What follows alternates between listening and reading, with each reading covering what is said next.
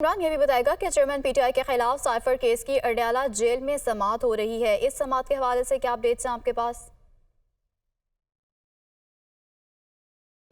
जी, chairman PTI की cipher case में आज दरखास्त जमानत पर समाअत होना है इस्लामाबाद हाई कोर्ट में।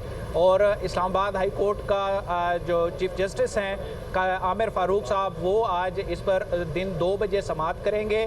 और गुज़श्ता समाअत पर एफआईए की जानिब से ये कहा गया था कि इस दरखास्त जमानत पर इन कैमरा समाअत की जाए। ताहम अदालत ने ये करार देते हुए इस दरख्वास्त को निपटा दिया था कि सिर्फ उस पोर्शन को हम इन कैमरा कर सकते हैं कि अगर किसी भी फरीक ने, एफआईए ने या चेयरमैन पीटीआई के वकला ने कोई हसास दस्तावेज़ात पेश करनी हो, कोई ऐसी स्टेटमेंट देना हो, तो महज उस वक्त हम इन कैमरा कर सकते हैं। फर्दर इसको मुकम्मल समाअत को इन कैमरा नहीं किया जाएगा। आज अदालत ने फरीकैन से दलाइल तलब कर रखे हैं। फरीकैन से दलाइल तलब कर रखे हैं। इमरान आगाह कर रहे थे, आपका बहुत शुक्रिया।